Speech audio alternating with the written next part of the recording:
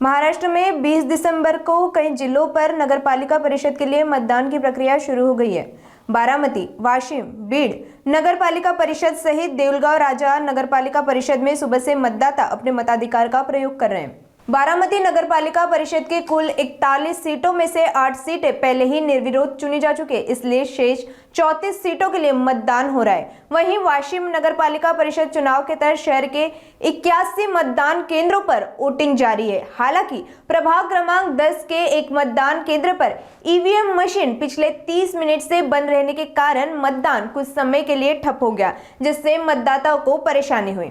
बीड़ नगर पालिका परिषद के 26 प्रभागों में से प्रभाग क्रमांक 3 का मतदान कराया जा रहा है, जहां 7 मतदान केंद्रों पर कुल 6,998 मतदाता वोट डालेंगे और सुबह से ही मतदाताओं में उत्साह देखने को मिल रहा है। वहीं न्यायालयीन प्रक्रिया और राज्य चुनाव आयोग के संशोधित कार्यक्रम के चलते आगे बढ़ाई गई देऊलगांव राजा सहित 4 नगर पालिका परिषद की चुनावी प्रक्रिया अब निर्णायक चरण में पहुंच गई है, जहाँ सुबह 7:30 बजे से मतदान शुरू हुआ और 21 दिसंबर को मतगणना के बाद नतीजे घोषित किए जाएंगे।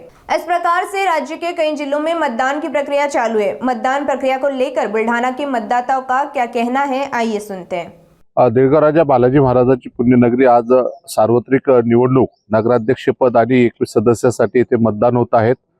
देऊळगाव राजामध्ये साधारणपणे अनेक विविध समस्यांनी ग्रस्त आहेत। नागरिकांना पिण्याचं पाणी हे नियमित मिळत नाही। 15 ते 20 दिवस आड मागील अनेक वर्षापासून नागरिकांना पाणी मिळत आहेत। युवकांसाठी काम नाही, रोजगारांसाठी नगर परिषदच्या वतीने जे शॉपिंग गाळे पाहिजे ते त्या प्रमाणात नसल्यामुळे युवक वर्गही खूप बेजार आहेत। काम करण्याची खूप इच्छा आहे, परंतु उद्योगधंदे नाही। MIDC सारखा परिसर असून सुद्धा अद्यापर्यंत डेव्हलप झालेला नाही। देऊळगाव राजा शहरामध्ये आमदार मनोज कायंदे आणि भाजपा यांच्या वतीने उमेदवार आहेत। माजी मंत्री डॉक्टर शिंगणे आणि खेडेकर यांचा नगर विकास आघाडी पॅनल आहे आणि उद्धव बाळासाहेब ठाकरे आणि काँग्रेस पक्ष आणि मित्र पक्ष यांचा सुद्धा उमेदवार रिंगणामध्ये आहेत। विकासाच्या दृष्टिकोनातून लोक इथे मतदान करत आहेत। नागरिक जागृत झालेले आहेत।